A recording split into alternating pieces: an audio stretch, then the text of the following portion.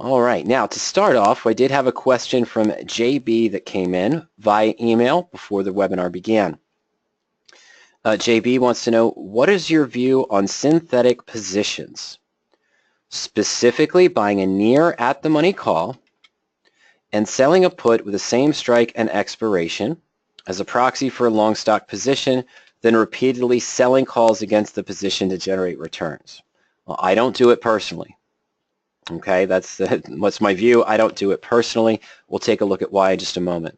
Assume the stock pays no dividends. That's fair. If it paid a dividend, I would be buying the stock, of course.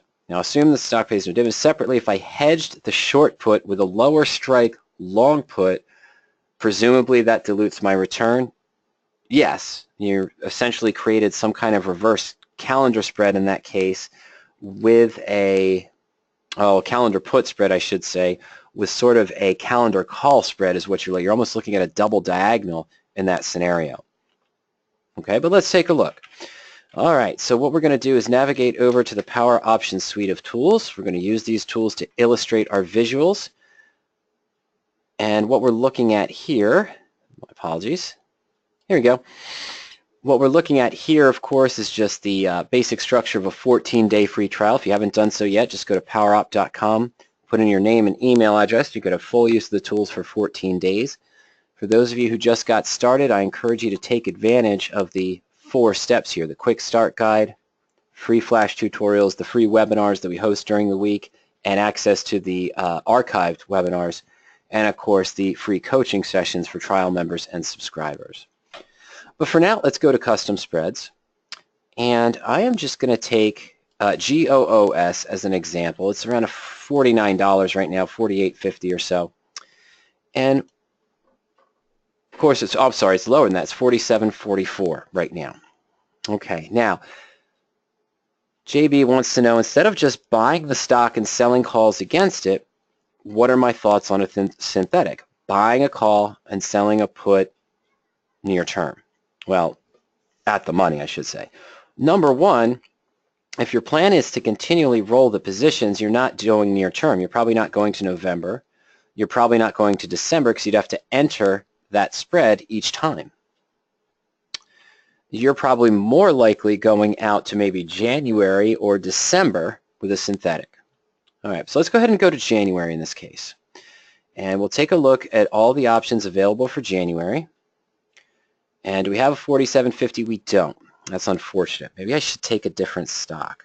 I might do that, but in any case, the stock at $47.44, we could do it one of 2 ways. We want to keep the same strike. Okay, buy a 50 call, maybe sell a 50 put. That looks like it's going to give us a premium, but it is slightly in the money. That's a risk. So let's go out of the money with the put. We'll do the 45s.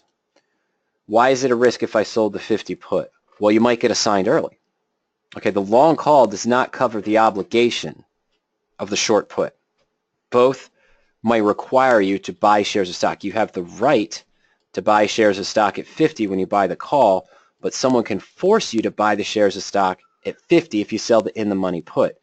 So a few days into this trade, if something changes, you could be long 100 shares of stock at 50 and long a 50 call that might be falling, which is why you were assigned, and that's not a situation you want to be in. So we're going to use the just out of the money put in this case because we're not right at a particular stock price. Now what do we have to do to simulate a long stock? We buy a call, and at the same time we sell a put, which again obligates us to buy shares of stock at 45, and we have this 45 call, which again, remember, does not cover, the long call does not cover the obligation of the short put in this case. Why do I keep saying that?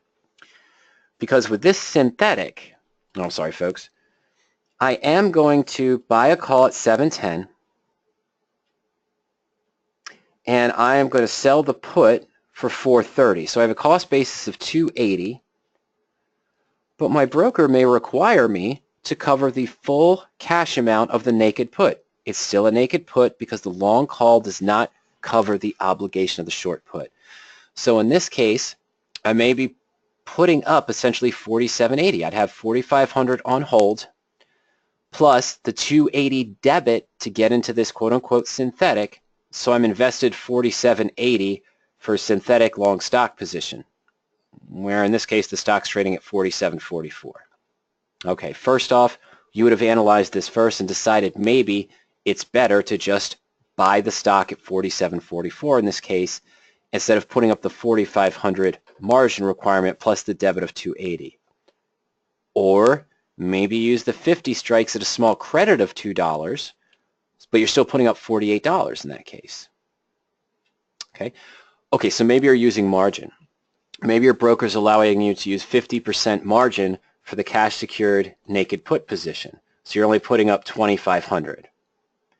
Okay, but remember, leverage works both ways. If the stock falls and it still puts you at 45, the long call doesn't give you the right to get out of the stock at 45. You can only get out at market price. That's going to be a leverage loss because of the margin as well. But here is our synthetic position. Now, we want to know if we hedged this position and repeatedly sold calls against it. So now I'm going to go to November. Let's go to just 7 days out. We have our 45 strike call and put in this case. And let's go a little bit out of the money here for a good premium. I'll sell 48 call. Okay, so there's our synthetic, and we're going to treat it like a covered call. And it's a 4.1% return. If you're using leverage, and this is 2,500, this would be an 8.2% return. Okay, depending on your broker and depending on what their requirement is for you to enter this sold put position, you might be getting a little bit of benefit, but we already showed in this case we're not. If I bought the stock at 47.44 and sold this at 138, I have a break even and a cost basis of roughly 46.06. Here I still got to put up the 4,500 for the transaction, pay the 280, then collect the 138. So we can see our margin requirement there at 46.42 for this transaction. Was again, just bought the stock, sold that for 138. We're down to 46.06. Using 50% margin, that could result in 50% losses.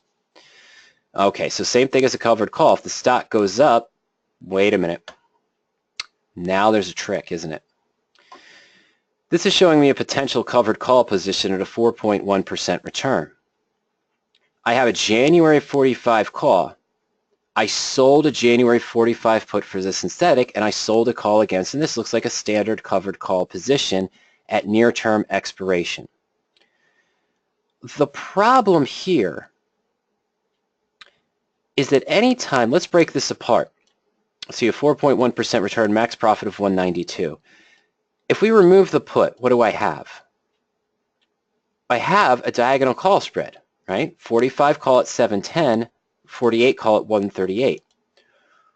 What happens to this profit and loss chart? If the stock's trading right at $48, the short call strike price on November 2nd. Volatility might change a little bit in this case, but let's just leave it high. There's something interesting here, isn't there? It's not too bad. This one is not going to get you into too much trouble. Look at this 45 call that you bought for January.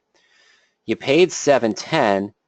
Theoretical value, if the stock's trading at 48 on November 2nd, the short-term call is $722. It's made $12 because the stock's moved up.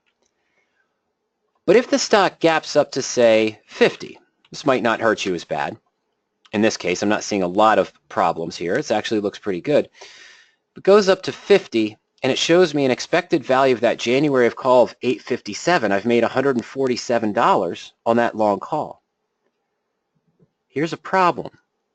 The stock gaps up to 50 for whatever reason in this synthetic.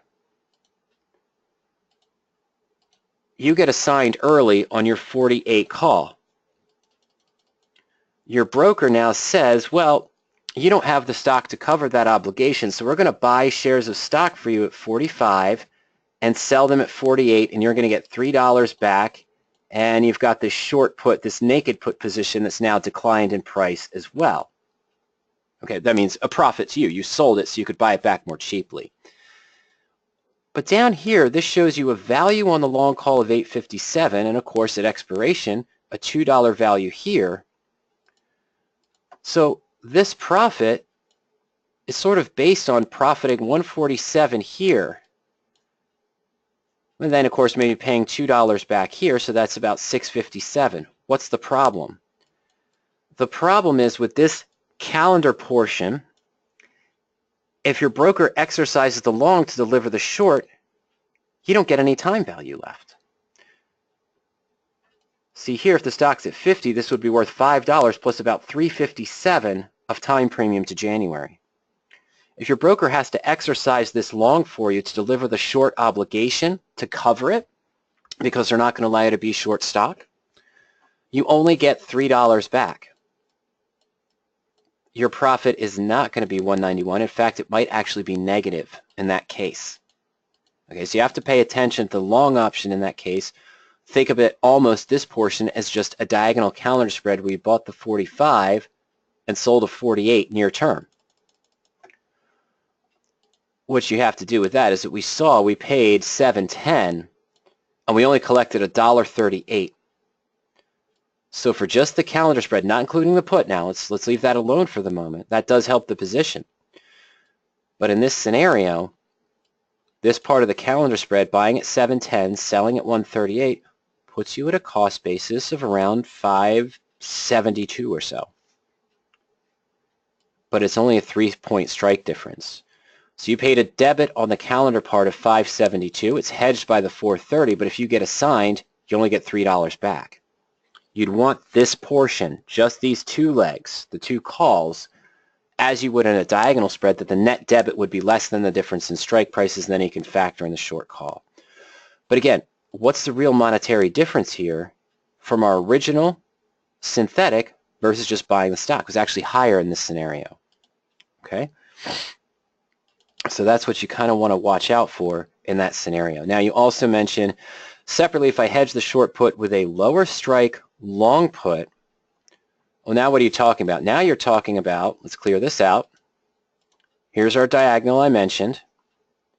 Looks attractive there, but it gives you two ways to lose if the stock gaps up. Now you're still going to sell that near-term November 2nd 45 call, or 45 put. I apologize, that was out to January. And let's say you wanted to hedge this by buying a cheap, out-of-the-money 30 put. Let's put it at 50, 60 cents. Okay? So what do you have now? You have a 15-point bull put credit spread to go cheap with this other position here, the calendar spread, or you could look at it as a synthetic covered call with a put, and yes, it dilutes the return, but it also sort of helps you hedge the risk to the downside. See, now it's only 1,500 monetary requirement instead of the 45 because of the 15-point spread. And you say, well, why did you use the 30? Why didn't you use the 40 and make it a 5-point spread? Because it looked like the cost was too high. It was almost $2. All right. So now you're trying to do all this just to save a few dollars and to go into a leverage position. But remember, you're risking 98, 97%, or 100% in the synthetic plus the short call of what you have invested into the position. If the stock falls 30 to 40%, just because you didn't put the capital up doesn't mean you don't still have the requirement of the naked put position. What happens if the stock falls to 30? Your long call is worthless.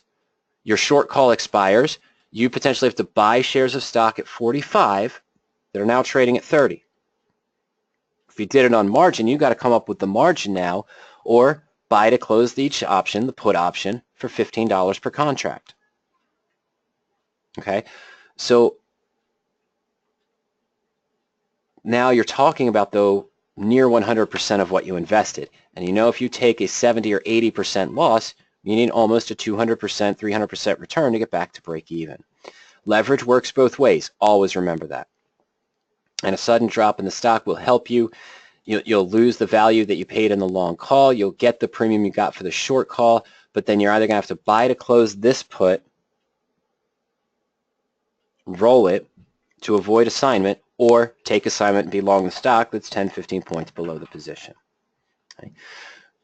So those are my thoughts on the synthetics. Those are my thoughts on why I don't do them in most cases, because it's just as easy to buy the stock and do the covered call, depending on what your margin requirement is with your broker. And remember, if you use margin to sell the put. You don't have to be totally cash secured. You still have to cover the buyback cost if the stock tanks. The long call does not cover the short put. If you buy the extra put, that does change the dynamic of the spread a little bit, which is fine. You've now got a bull put spread, but you still got to put up the margin. And if you say, well, instead of buying the stock at 47, I can do this 4-leg spread where I've got to now watch 4 legs of a transaction instead of 2 with a covered call or 3 with just a standard collar, by the way, which is what I would use in this scenario. And so you're watching the 4 legs, but if you say, oh, well, I can do 2 contracts here and only put up $3,000 and I'm still, 30% less than if I bought the stock at 45. Okay, you're right. But now you've got twice the potential loss on the trade. And if you're using margin on those 2 contracts, using 50% margin, you're still going to have to come up with the money to buy it if the stock falls. All right?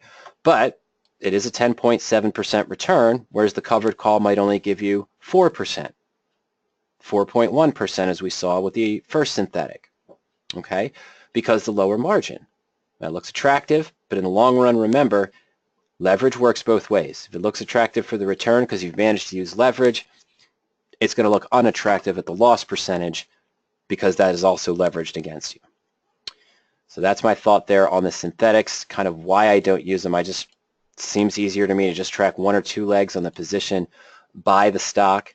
And remember, if you wanted to go longer term, sure, you could go way out to January in this case, and you could sell the 45 and buy the 45, or buy the 50 call and sell the 50 put, if that's how you wanted to do it, to continually write against it. But I don't really see the advantage of using it as opposed to a covered call trade. Even if you're using the leverage, a leverage margin, I don't do it personally. Ernie doesn't do it. We're typically in the stocks with that portion of our portfolio, and the portion of my portfolio where I'm not trading collars or married put positions that are protected, I'll use bull puts and other strategies, but I won't use a synthetic stock position. Okay.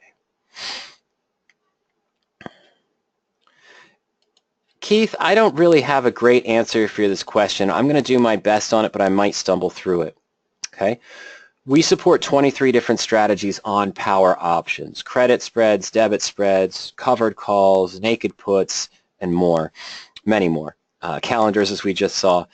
Now, Keith's question is direct. What is the best strategy to trade a high probability 3-week window based on risk and reward?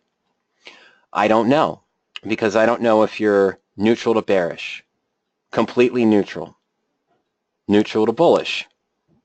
What is your goals for reward versus what are you willing to risk? Okay, that's an individual question. That being said, could I structure an at-the-money bull put credit spread where I think the stock's going to be neutral to bullish, sound goose, I think it's going to go back up above 50.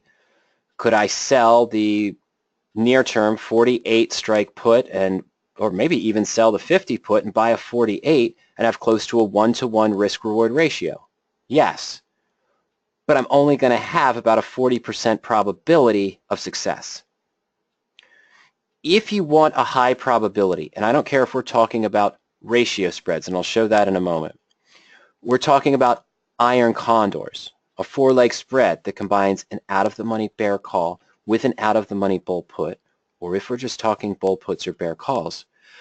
In those structures where you look for a probability of getting the max return and you want it to be 80%, by definition, the market is going to have you sitting on an 8-to-1, 9-to-1 risk-reward ratio. That's just the way things are priced. If you want a lower risk-reward ratio for something such as a spread, a vertical spread, or a condor, you're going to be closer to at the money and have a lower probability. Now, example. Let me just go for, I'm just going to do it very quickly. I'm going to go to the search tool. And this will allow me to look for bull put credit spreads across the entire universe of options based on our default criteria. Nothing matches our weekly bull puts right now, our default search. Why? Because the testing that I did showed me that I want to look for stocks that are above the SMA and where the MACD has a positive cross signal over the last 3 days. And I'm avoiding indexes and ETFs. Some inverse ETFs would match that technical criteria, but guess what? No stocks are matching it right now. I also want an 85% probability But Keith, I know that that high probability I'm looking for in the options, meaning it'll stay above the short put, 85% probability. I know that's an 8-to-1 or 9-to-1 risk-reward ratio. That is part of my trading plan. I am okay with that because I want that higher probability and to be further out of the money with this structure. Let me clear everything out. We'll stay with Goose as an example. It's not a recommendation or suggestion to buy or sell anything, but let me go into the fundamentals here. I'm just going to go to Goose.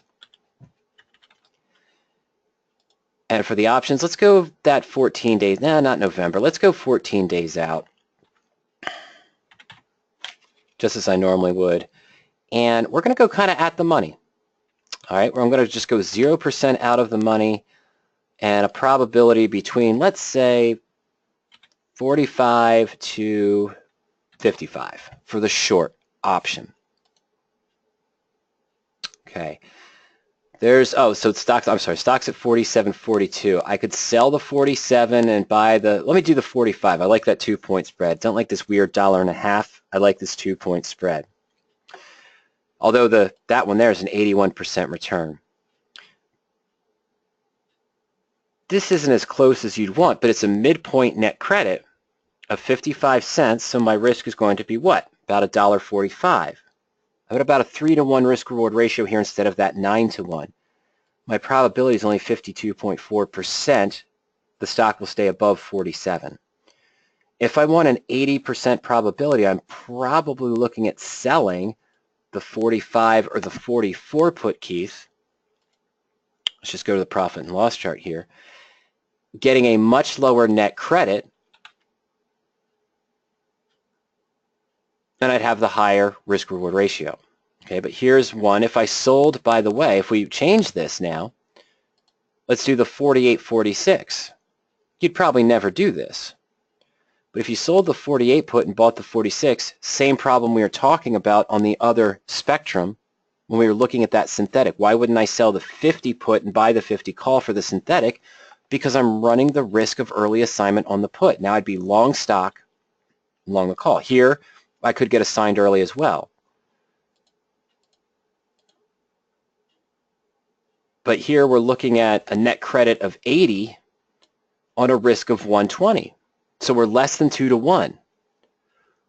But this 48 put is only carrying about a 41% probability the stock will be above that strike price in the next 14 days, and we'd get that return. Why would you set yourself up in a position where the stock price is basically right at the break even? And I know in this case we wouldn't, because the market's declining anyway. Now, 2 ways to address this, Keith. I still wouldn't be selling the 48 put. Just like on Goose, if I was doing any spread, I wouldn't be selling the 45 call or anything that was in the money, because I might get assigned early and end up being short the stock in that scenario. That's not what I want with my spread position. Let's go back to a basic structure.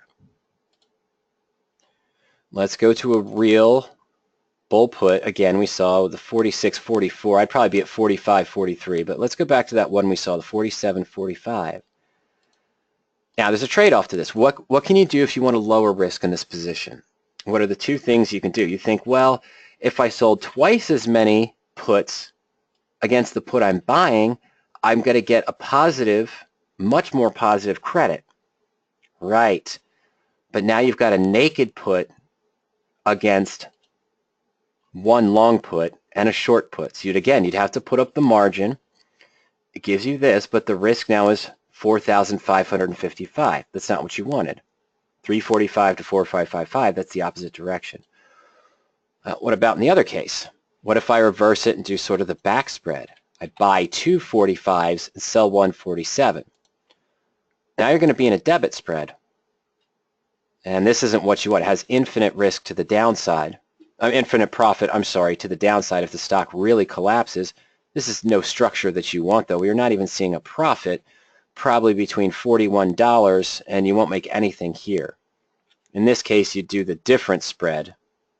I'd buy 2 cheap ones and sell 1 lower strike. Sort of get something like this, but I'd have to have this limited. Okay, so, but to look at the risk now. The risk is only 345. That's the max risk in this case, okay? So, Best trade probability 3-week window based on risk and reward. I'm not going to say it's a calendar. I'm not going to say it's an Iron Condor. I'm not going to say it's a vertical spread. What I will say is that in this scenario, you're probably looking more at, and you want a 3-week window. I mean, the Iron Condor could be good. Please don't do a butterfly in this market. Please don't do a butterfly because we have no idea what's going to happen next. And even I've had a few conversations, Keith, this week of investors who were trading credit spreads and Iron Condors. And of course, they got hurt on the put side, where the problem was in the month before they were getting hurt on the call side and having to move them. So they weren't making a lot of money, even though the Iron Condor gives you 2 credits. This ratio back spreads can be interesting. I didn't get the structure I wanted. Let me go to the calls here. And what I want to do is find this ratio. I think I'm going to do this. If I can get a credit, I'm going to try it. I'm going to buy a 47 and sell 2 48s. It's not going to give me quite what I want. Okay, so here what I'm doing is that this is a good risk reward if and only if the stock sort of stays between 51 and anywhere down here. See, I received a credit for this position, a high credit. So even if the stock's trading anywhere down here, what happens? All 3 calls expire worthless, and I keep this net credit. And if it pops up right to 48, it's going to be way beyond that one direction or the other pretty soon with the volatility. And it's going to move well beyond that. I don't know which direction, but it's going to be beyond this by the time especially earnings comes out in a week or so.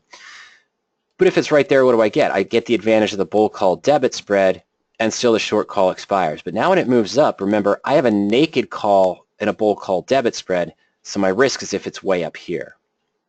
Okay, but if it stays between 51 and 44 or anywhere below 51, you're kind of looking okay.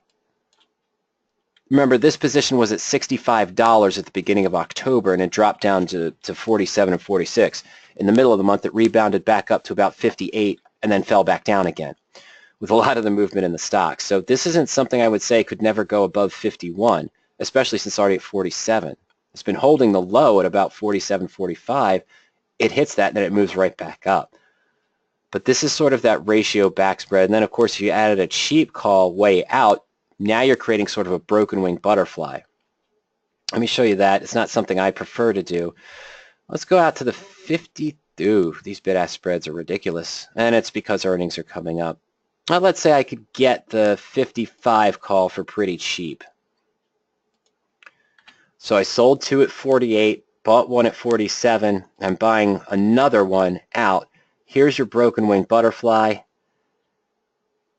But again, this is still about a 2-to-1 risk-reward ratio, and that's if it's above 55. Okay, if you paid less for this, there's a wide bid-ask spread, so 78 cents is about right. But if I got this for 40 cents, not going to happen with current volatility, it starts to look a little bit more attractive. 300 to 400, not too bad risk-reward ratio, but again, upper break-even's right at 51. Kind of tough in these scenarios.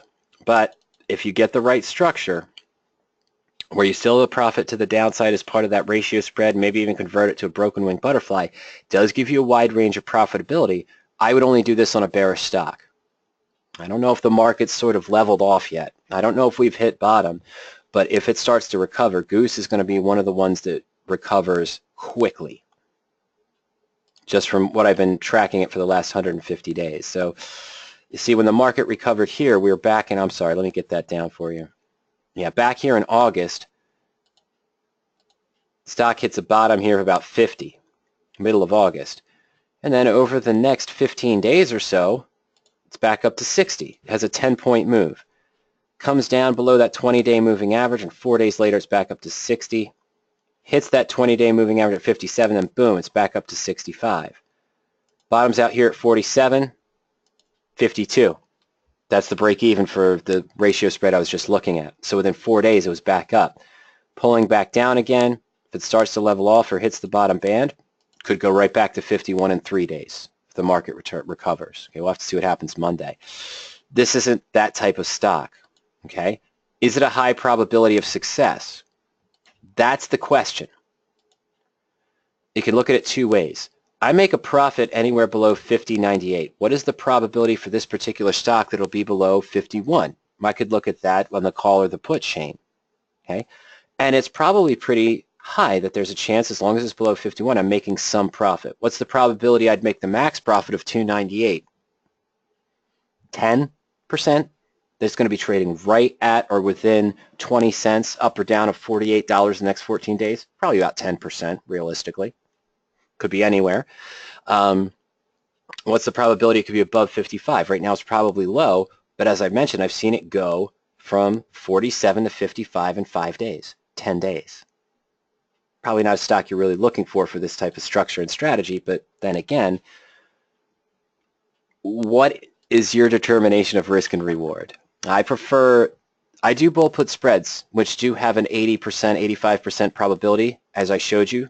That search we look for in the bull puts is pretty much what I use to enter bull put spreads, with only 15% of my allocation to options, and each spread I open doesn't represent more than 4 or 5% of my total portfolio. So the difference in strikes minus the net credit doesn't represent more 4 or 5%. So if it does go against me because of an unexpected black swan event, it only takes out 4% of my total portfolio.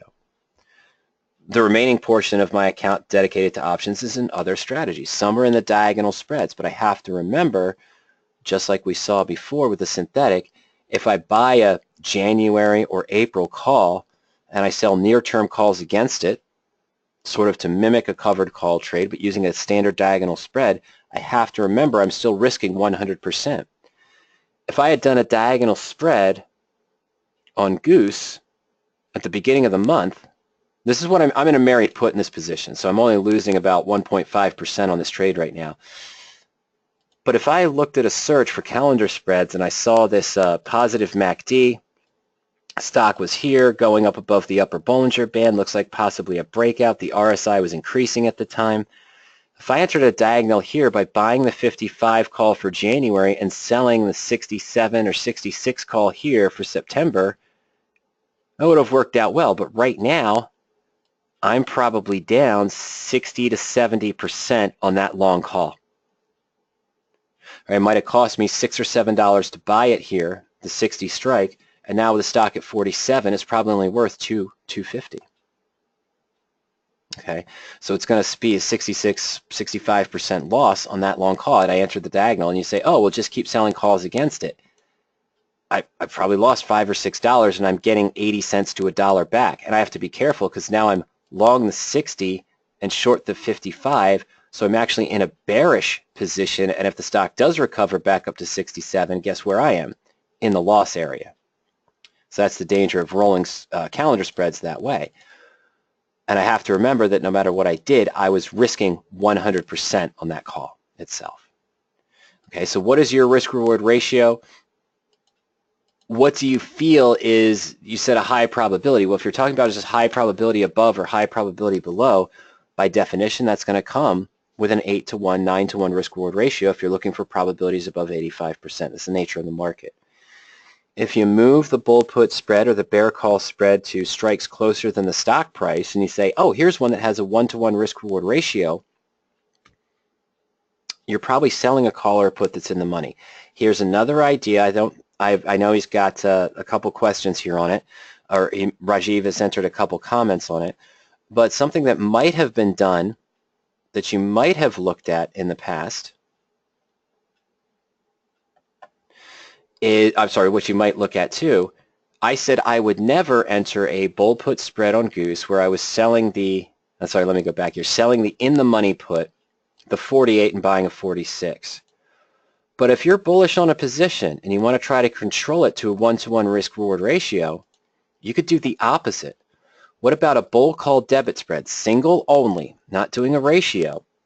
And at midpoint here at 48.46, so what am I doing? I'm buying the call that's one strike below the stock price, or 1.5, and I'm selling the call that's out of the money. And just like the bull put, this gives us close to that 1-to-1 risk-reward ratio.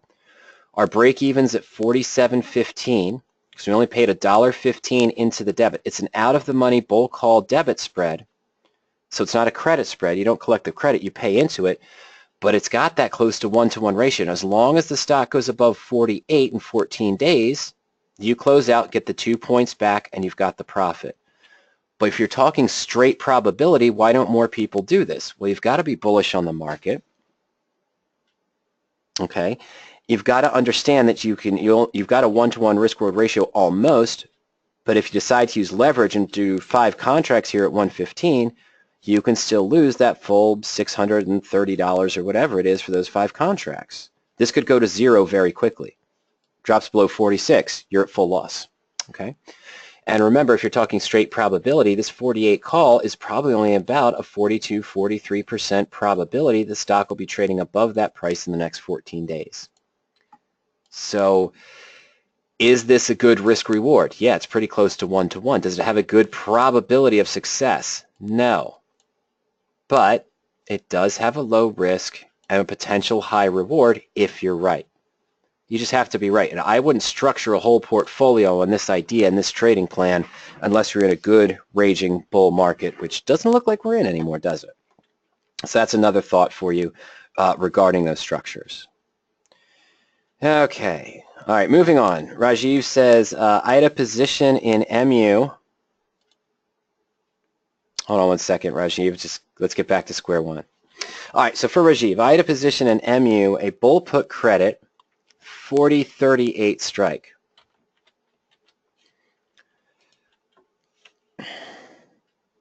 For November, I guess standard November. Okay, so we had a bull put at 40 and 38. Let's say we probably would have gotten maybe 35 cents initial here. So let me put this at 0.65, and I'll point this here at 0.30. Now I'll put it 0.35. Okay, so 30-cent net credit on 2-point spread for potentially high return. Okay.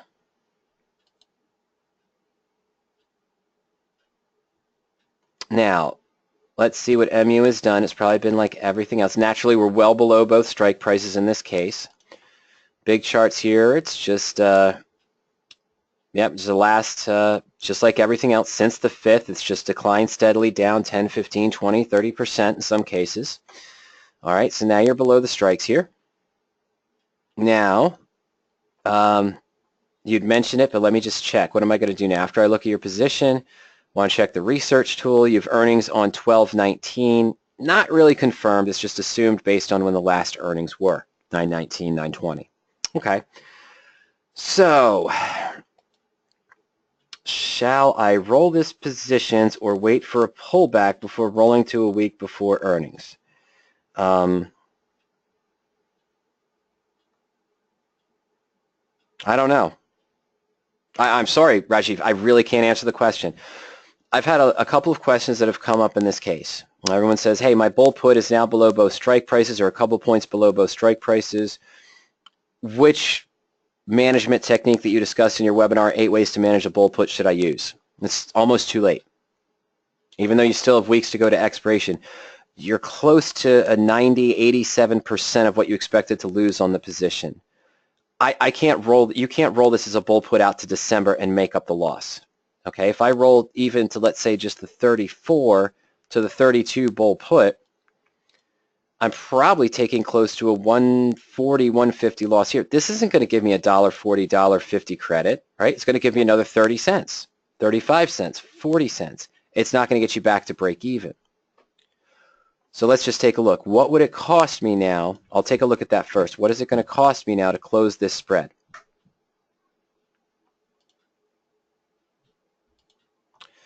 Buy, sell, we'll do the reverse. I'm going to add the 2 back in. I've got to buy to close the 40, sell to close the 38. We took in 35 originally. Okay, so now I'm at a max loss of 125. Not as bad as I thought. But to roll, you've got to liquidate this thing. So right away now, you need a new bull put credit spread somewhere out in time that's going to be beyond the earnings of December, right? So you're going to take that chance that it could swing down further, but you've got to make up $1.25 to make a credit, which means one of two things. You're either going much further out in time. Let's see, January.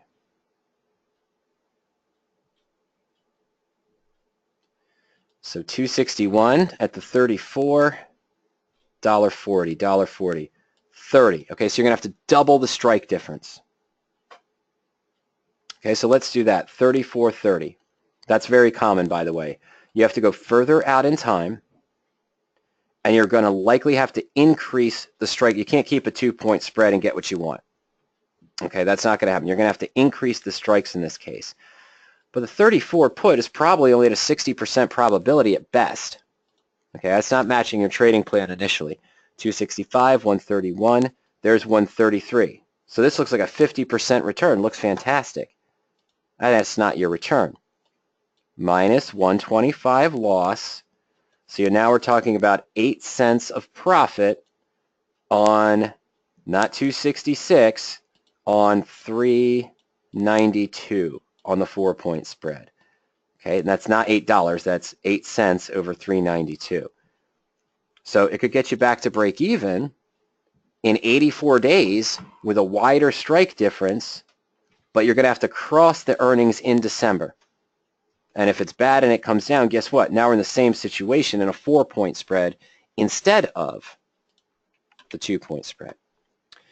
Now, can I convert this with a sort of adjustment? Let's see here. Let me go back to square one. I apologize. There we go.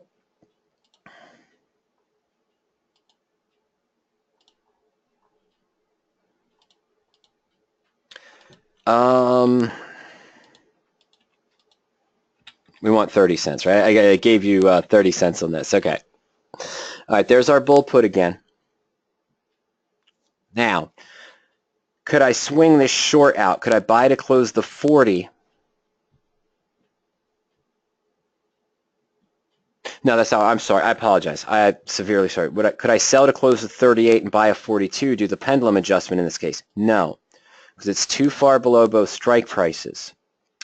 So if I sell the 38, which is gains, and buy the 42, what am I doing in this case? I'm swinging the long put out. So in one roll, without closing the whole position, I'm trying to create a bear put debit spread that would still have a profit as long as the stock stays below 40. Okay, that's one of the 8 adjustments. It's known as the pendulum adjustment in this case, because the stock's well below 35, or well below 36, lower strike. So I sell to close what I've got to gain in the 38. I'm going to try to buy to open a 42. It's too far gone. Pendulum adjustment really only works if the stock is between the 2 strike prices. Once it drops below that lower one, and we're at close to that 70-80% loss, there's not a lot of management that can be done. I already showed how you have to go further out in time and double the strike price width and take on more risk if it continues to fall in order to try to get it profitable to a credit. And you're going to have a lower probability. If you think the stock is going to tank and it's going to continue down, could you just buy to close the 40 put at this time and leave the 38 open? Well, yeah, but you're going to need another 5-point drop in this position of 465 to get to break even. It's got to be at 30. Oh, the break even is 33.35. It's not that bad. But I'm at 5 points from your lower strike put, not where it is right now. So if you buy to close it, you're now going to own a 38 put with a cost basis of 465. This is something I would have probably considered doing once the stock hit 40. That's when I want to manage this bull put spread. Not now. Not that it's below both strike prices. You want to manage the position when it gets just at or just below that short put strike price. And if you'd have bought it back then for $2 and left the 38 open, you'd be looking at a 60-70% profit right now in this position. Okay, I'm not trying to rub that in. This is why I bring the importance of trigger points. And this is why I mentioned in a coaching session earlier today, and I talked about it earlier, that I have had a couple customers call and say, you know, I'm near full loss on my bull put credit spread. How can I manage it? When you're in this range, and I showed you 2 ways you might consider managing it, but it needs a lot of help for that to work. But if you're at this point, if you've already let it go to an 80 to 85% loss, might as well just, you could close it now and take the loss in the position and just track it into, or tack it up to, you know, rack it up, I should say, to part of the trading plan. My bull put spread portfolio, I know 5%, 6% of the time, I'm going to pick a wrong position, not by my fault, just by something I couldn't see in the chart, something that wasn't in the news that may suddenly drop below both strike prices. My trading plan is structured so that even once in a while when I do take a 90 or 95% loss, on average, the losses on the spreads are 65% of the max loss. The returns are around 12% on average.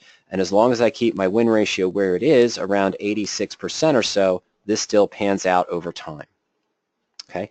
Now, sure, I usually try to keep other ones to only 50%, part of the trigger. Okay, if it goes down here and I can close this $2 spread out for only $1, that's 50% of the loss, if I can catch it. Sometimes you just can't. Stock, I did this when the stock was at 44, and it gapped down overnight to 36 for whatever reason, news or something along those lines. There's nothing I can do about that. I'm pretty much, sorry guys, I'm pretty much near 80% loss at this point. There's nothing I can do to manage it. Okay, so A, you can hold it and hope the market recovers in the next few days. You could take the chance and buy to close this short, be expensive, and then just leave a long put open. You saw the break even was around 33 something, okay, so not that far away. Pendulum adjustment won't work. You could roll it out to January, but now you'd have to double the strike prices, double the risk that you have in the margin requirement, and you'd have to cross through earnings where anything could happen. Drop back down to 28 for all we know. Okay, so you're going to have to look at that as well. Now, that's for this position. I don't know if this one relates to it, your second question, Rhajiv, but let's take a look. You say, Mike, when VIX is too high, tried Condor, Butterfly, or Bull Put. None of these strategies making sense. Yeah, I'm sorry you had to learn that lesson. I don't know how many years I've been saying it. I don't know how many times I've shown it in the webinars. When volatility is high, everyone wants to teach you that that's the time to sell because you're getting better premium. You want to be doing Iron Condors because you're getting almost double the net credit that you were expecting to get, and you can look at a 10% return on a weekly spread that's way out of the money instead of 5%. Why is the volatility so high? It's not because an event happened. Okay, it's not because the downturn in October happened and volatility is still hanging up there. It's the fear that it could continue to happen. That is not a time to be doing anything neutral, a condor, a butterfly, possibly even a bull put that's out of the money. Bear calls, you would have worked well and you would have gotten a good premium, but not bull puts. You got to wait for the market to bottom to decide to do again the bull put credit spreads. You've got to see that signal that it might be moving back up. Everyone wants to sell into implied volatility. That being said, I'm warning retail investors that when you do an Iron Condor or an Iron Butterfly, you want the security to be as boring as possible. I don't care if it only gives you a 5% yield on a bear call plus bull put combination for a 20-day trade when you're hoping for 15. You want to be trading it on an index, an ETF, or a stock, maybe like Johnson & Johnson, that has a volatility of 0.15. The definition of a condor or butterfly is the most neutral thing in the world. You don't want the stock to move, period. You don't want the index to move, period. You want it to stay exactly where it is or plus or minus 1%. When the market has this much volatility, that's impossible to gauge. We could be up 600 points on Monday. We could be down 300. Could we be up 10 and for the next 5 days just be up 10 points every day on the Dow or the SPY? So in a week's time, you only see a movement of 0.8%? Possible. But with this market, with the volatility where it is, highly doubtful. How's the volatility going to drop from here? If we see the opposite and we see the Dow go up 200 points, relatively, not 2963, this is the 1/100th. We see that go up 200 points. We see this go back up 80 points. We see this go up 70 points for SPX. Then we'll start to see maybe volatility come down, but it's not going to be down to 11 or 12 anytime soon. With the midterm elections coming up, with everything, and your comment, Rhajiv, and I'm not trying to pick on you at all, don't get me wrong, but your comment here is when volatility is, and it's not just VIX, volatility is high everywhere because of the VIX, but you say condors, butterflies, bull puts, none of these strategies make sense. Yeah, the market's too volatile for those strategies. Will a bear call and spread be better? Look at the chart. Okay, it would have been 15 days ago. Can I promise you that opening a bear call on Monday is a good idea? Absolutely not, because I haven't seen what the market's going to do yet. These type of leverage spread positions should be avoided in these times because you just don't know where it's going to swing. Okay, and that's why it's better to look at things that have a controlled risk, collars. The gentleman at Tasty Works and Tasty Trade, Tom Sosnoff, he had a really good analysis that he did, that he showed that the best time to do covered call positions is in a time like this, not yet, but it is a time of high implied volatility when the market starts to move back up, not when it continues down, when it starts to move back up. It's really interesting. But sorry folks, he had that specific comment in that webinar I watched. It was from 2 years ago. But he had a specific comment and said that's also not the time where you're going to be doing iron condors or credit spreads unless you guess the direction right. And it's not for iron condors. You're not doing bull puts or bear calls unless you guess the direction right. Because believe it or not, volatility is not helping you at this point. Volatility is giving you better premium, but it's not there yet. Okay. So again, you ask me, is a bear call credit spread a good chance? You know what's a better possible chance or a better idea? Wait. Don't feel rushed to open a bear call, bull put, iron condor, or anything until you feel more comfortable where the market is going yourself. Okay. Looking at this chart, I can't tell for sure, but looking at this chart, I say it still has room to go down. I honestly would. I say that the MACD is still gaining width, differentiating in the downturn. It hasn't really had a Bollinger Band lower breakout yet, but just looking at technicals, I'd say this could move down further. So is it time to do a bear call? Perhaps, but what's going to happen when this snapback, if the market decides to snap back on Monday for some good news or some good buying, anything I open on Friday is going to look pretty bad. Okay, that's sort of the scenario there.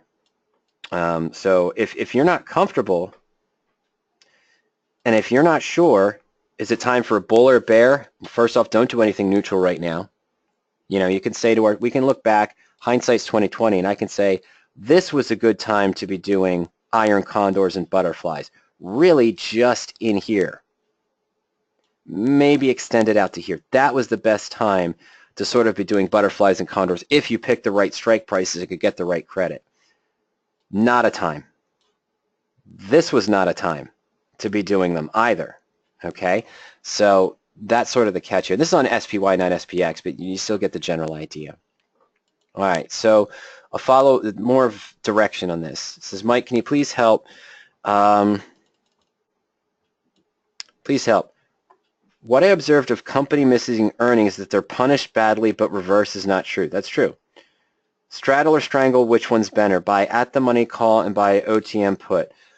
Again, what I know there's details lacking in it, but there's more information that's coming here. Ernie's video here, Introduction to Straddles. The reason why he's teaching the straddles here is because he found that long term, with some misses, and yes, something hits really big. The last really big one I had was on Goose when it was trading at 30 or 41 and it gapped up to 65 because of earnings. Okay, that was a huge move. And then the next two were muted. One caused the stock to move up 2%, the other caused it to fall 4% since that big move. And then the next one's coming up in a week. Now, but what Ernie found is that you're right. Occasionally you get something. My biggest ones in the last few years have been Red Robin when it had its huge gap about 2 years ago. Goose, as I mentioned. But in general, yeah, they beat earnings and so forth. The stock moves up 10%. They miss earnings by 30 cents. It gets punished to the downside. That's natural law. So it drops 25%. Similar price stocks, one did good, one did bad, one goes up 8%, the other drops down 20%. Okay? And sometimes you'll see 25, 30% movements to the upside, but it has to be really, really spectacular. And it happens. Long story short. Oh, I'm so sorry. I moved away from the page. The reason why Ernie has this start off here, one of three, and the other two projects he's working on continuing this, is because he found over time in his testing that the at-the-money straddles, even with volatility crush, worked better than combinations of out-of-the-money strangles or trying to say, oh, well, let me pace everything and let me try to buy an at-the-money call but an out-of-the-money put. Or let me buy an out-of-the-money call and an at-the-money put, you know, to try to play the downside for the pain, but still try to get upside open, even though I'm paying more for the put for the call. He found that a balance over time, you know, using the same stocks, what if he structured it X way, Y way, Z way, or so forth, just the simple straddle sort of at the money worked best. Okay, that's what he's found. But sometimes you can see an 8% move and still lose on the straddle. So that's why you've got to pay attention to that net debit cost and the need for the movement, meaning the net debit is what of the stock price, so what stock price movement do you need to do to break even. Always assume that your volatility goes to zero or pretty close to it. Okay, now, yes, if it's down, the volatility might increase, but to get the best performance of the straddle, you're probably going shorter term, so it's just going either right to intrinsic or right to zero, or maybe 5 cents after the earnings event, and you've got 2 or 3 days left to expiration. But Ernie's historical testing, he found that he did this process. Was it an out-of-the-money strangle? Was it a skewed strangle to the call side, a skewed strangle to the put side? Was it a skewed straddle? Buying an in-the-money call and out-of-the-money put, or buying an in-the-money put and out-of-the-money call? They found that the best is usually right just around the money. Standard straddle, same strike, right around the money. That's what worked best in his testing performance-wise for earnings events over the course of his 2.5 years of testing this. And I found the same thing. The only time for me a skewed strangle worked better for me is when I got lucky. I guessed right. Okay, I didn't want to pay the money for the at-the-money straddle. The stock was at 60.62. I actually can't remember the name of the stock now, but I remember it's around the $61, $62 range. I didn't want to pay for the straddle because it was about $8. So I bought, I think, a 64 call, couple strikes out of the money, and the puts were really expensive. That doesn't mean anything. Okay, that's not a key indicator that it's going to fall. But anyway, I ended up buying the 56 put. So I had this really skewed wide spread where I went 5-6 points down on the put and 2 points up on the call, and the stock fell 9 points after earnings. So because of the low cost basis, I had a really high return. But that's luck. I could have made a similar profit had I overpaid for the 62 call and the 62 put when a stock fell. It was very similar. The return wasn't that much better, that much higher. And I think what you want to do, Rhajiv, is go back. Go back to your last 3 earnings plays. Look at the chain 4, 5, or 6 days before the earnings and simulate for yourself just buying a straddle, buying a strangle, buying a skewed strangle to the call side, a skewed strangle to the put side. Look for one that had at least a 12-15% move and see which one yielded the highest profit. And you'll be surprised to see that most of them are kind of almost around the same. Few percentage points off here and there after the stock made its move, with the exception of the skewed ones, because if you did the skewed call and it fell, you did it skewed to the call side and the stock fell, you'd probably lose more on that one or not have as high as a return as opposed to one that was skewed to the put side. Okay.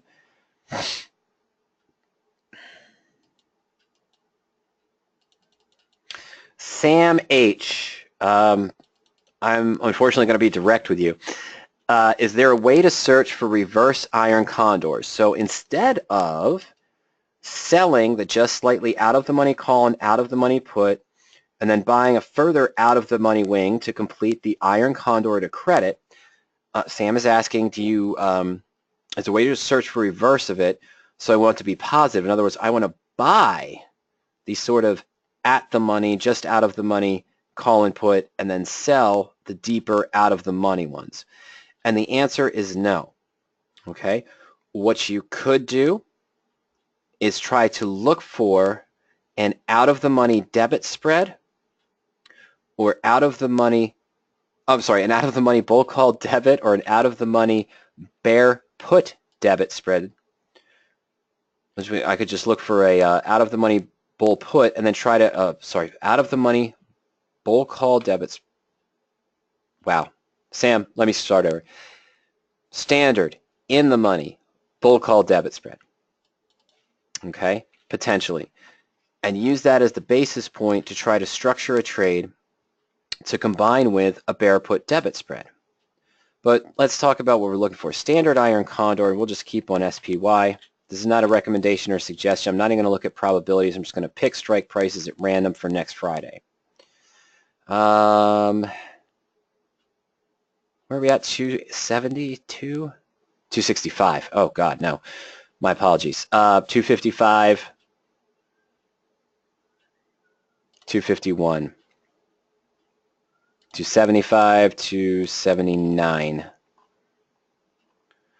Okay, so normally I don't like doing 4-point spreads, but in this case I will.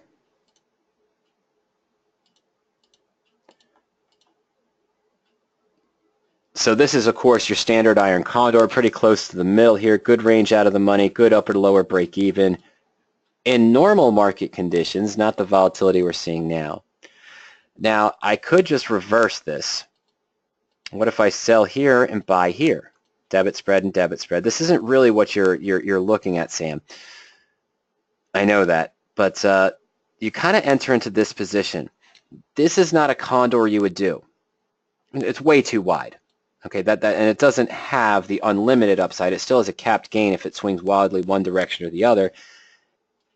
And the max loss doesn't look that bad, actually, in this case. But you need a big swing. And we've already had a lot of big swings, so it's tempting to say is the big swing over, is the big swing going forward.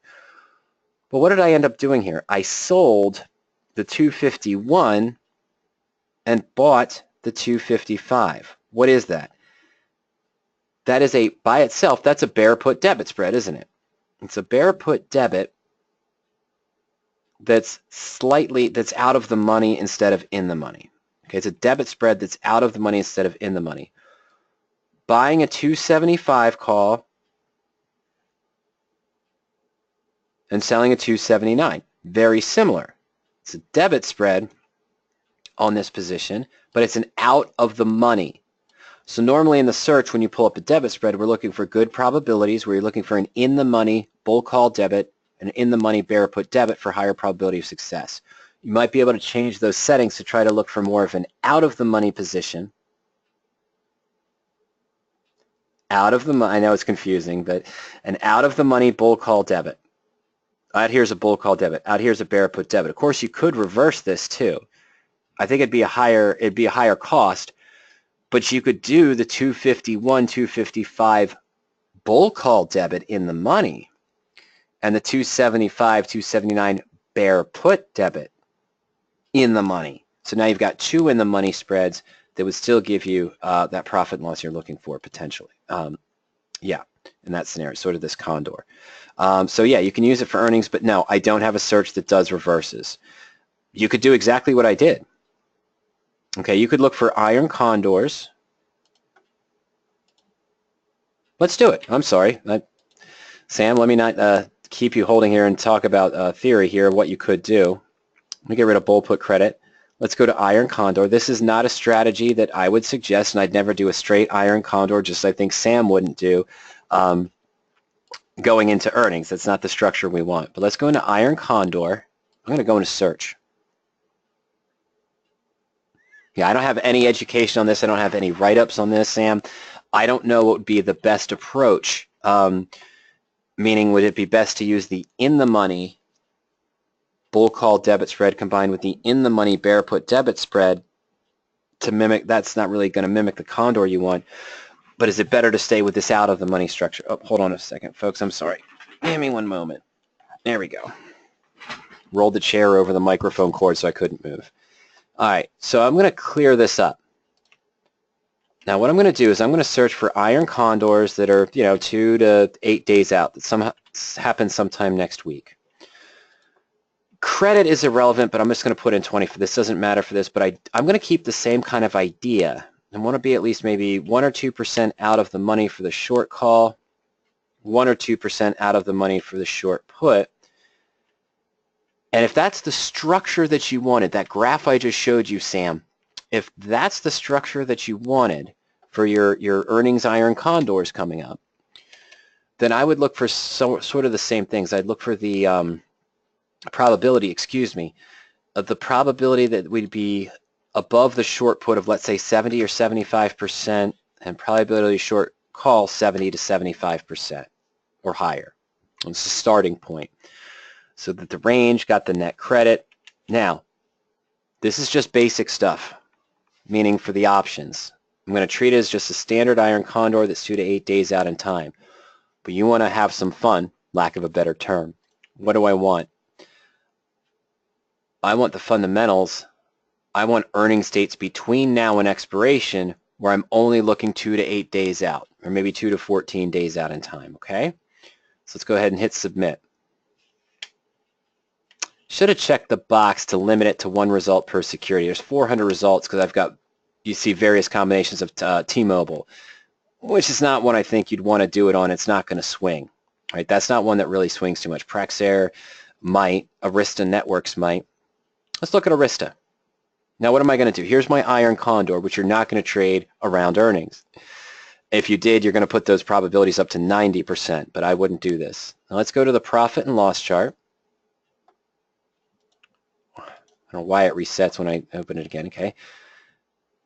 Whoa, this isn't right. Okay, that's not a good midpoint range. Oh, that's why. Ugh. The call bid and call ask are really skewed. Do this to save yourself a little bit. It might be harder, but limit the short bid-ask spread to under 50 and the short call bid-ask spread to under 50% as well. You might even limit it to under a point, but just do that. That's going to give us a better spread. Okay, so let me look at some of these credits here in these returns. Okay, not really far out of the money, but I like this Weight Watchers one, WTW. Let's take a look at the profit and loss chart. There's your sort of Iron Condor. Now what are you going to do? Swap the sell and the buy. So instead of selling the 70 and buying the 70-50, which I wouldn't use a 50-point spread anyway, but there it is. Let's buy the 70 call and sell the 70-50. Let's buy the 58 put and sell the 57.50. Just reverse the order, or reverse the things, and there you go. I got a risk of 40 for the potential to make 10. Ugh. But your upper break even is 57.60 to 70.40. Yeah, you're going to want tighter. You're going to want wider in this one to have that lower risk. This is not looking good as far as the upper and lower break even go. But that's one way you can do it. Screen for Iron Condors and then go to the profit and loss chart and just reverse the actions in the 4 legs. You've got your reverse Iron Condor going to earnings. If I can think of any other settings you might use to sort of limit the risk here, converting it from what you can screen for on the Iron Condor to this reverse, I'll let you know. Right now I can't think of one off the top of my head because I haven't looked at this kind of structure in a while. It's not the credit. Higher credit does not necessarily, the higher credit does not necessarily mean a lower risk if you just reverse it, because it depends on what the bid-ask spreads are for the options you're originally selling versus the options you're buying, and now what is the opposite. Because if these two here have a better midpoint or better controlled bid-ask spread, that might be good for the Condor but might be worse for the other. Okay, and you could maybe sort by that or screen by that in the Iron Condor search, and that might help you. Sam, I'm not sure though. It's kind of difficult, but that's one way to do it. Find your Iron Condors that have earnings between now and expiration, whatever time frame you want. I'm sorry, I just took 2 to 8, but between now and expiration, make sure that you have earnings there. Put in some basic criteria of maybe the range out of the money for the short put or the short call. If it was a standard Condor, run the search, link to the profit and loss chart on something you think looks attractive, and then reverse the legs and see if it's still attractive as to what you're trying to do. Not the best solution, but a solution that only requires 2 more clicks from what you'd be doing now in an Iron Condor screen to find the reverse Condor you might be looking for around earnings.